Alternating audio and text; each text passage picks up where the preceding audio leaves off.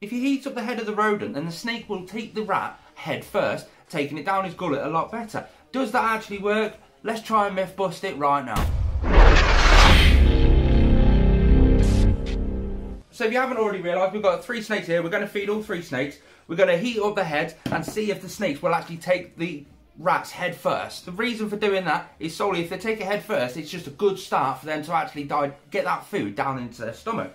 The theory goes they have those heat pits around their face, and that's what senses the heat source, which is normally the live rodent running around their native land. That helps them go, it helps them strike. Bob's your uncle, Fanny's your aunt, let's give this a go. We have got a small rodent for Charlie, our picky royal python. The problem we have with Charlie over here is quite simple. He's just picky.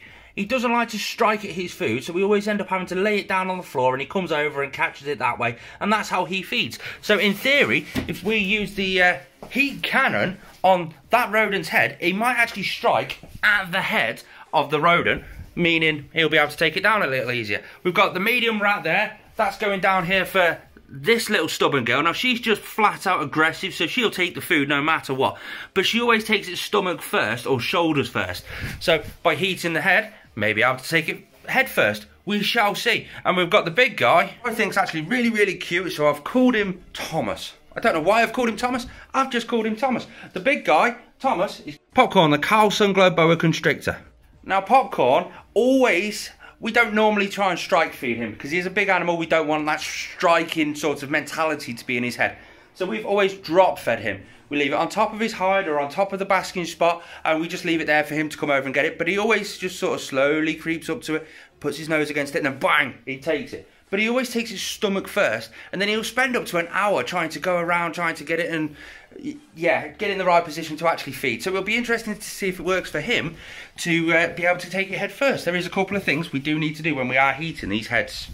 Number 1, we can't have it too hot. You don't like eating hot soup, you don't like eating stuff that's just too hot, so we have got our temperature cannon, which we're just going to basically heat up the head and just see the difference in temperatures and make sure it's not going to be too hot. We don't want it more than 100 degrees Fahrenheit.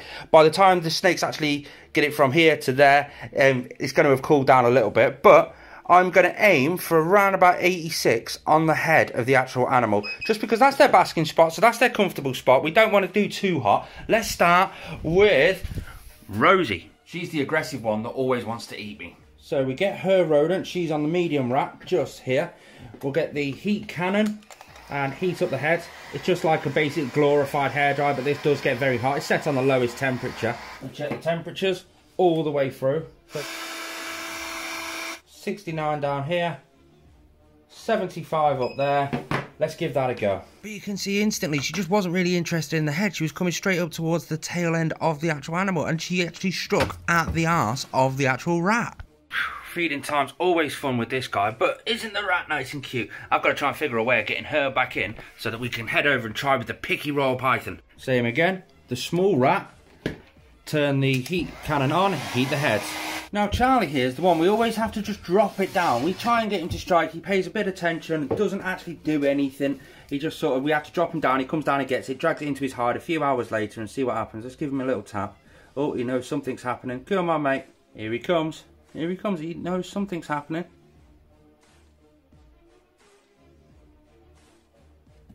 So far that's myth busted. I mean, there are a couple of different ways that you can actually heat up the rodent's head. I mean, I'm just using a heat cannon at this, I can't say the G word there. So a heat cannon, I'm using a heat cannon to do it like this. You can dip the head in boiling water. There's loads of other methods. If you've had any success actually doing this, let me know in the comment section down below. And if there is any other sorts of myths or what you think are myths that you want testing, let me know in the comments, because I might actually do this as a Mythbuster series. Let's go over to Popcorn now. Popcorn has got a jumbo rat. He always just, we leave it there because we don't want to promote that strike sort of action into his brain. So we leave it there and he comes up and he takes it. He always takes its stomach first. It's really amusing to watch, and he spends about an hour circling it and trying to get it in the right angle to be able to take it down properly.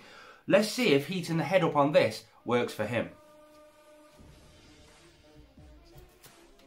Well, that's not worked either. Popcorn's there. He's not really showing too much interest into it. I mean, this is his normal routine. The only difference is the heat, which was exactly the same for Charlie as well. So I'm wondering whether it's not actually working for me solely because the difference that's happening today. I mean, Charlie still hasn't taken his all the way down there. Rosie, she's actually swallowed hers, and hers is gone. It's been done dusted. It's a strange one, isn't it? I just assume the only reason it's not worked for me is the difference. Sat down editing on the chair, I heard a big bang, and guess what's face planted the actual front? Popcorn has just smashed his. Like I say, we leave it up there on the basking spot so that that's his normal routine. But has he taken it head first? No. He's taken it belly first. Again. Sorry, Thomas. So let's go check on Charlie, see what Charlie's is like. And he's still sat there, just eyeing it up. I really need to clean this glass, but he's not actually taken it yet. Popcorn's really starting to get some headway on this now. He's found the head. There he is, there's his head. Whoa, he's really making some work on that one. Check him out. Charlie's still not eating his, so like and subscribe. I'm out.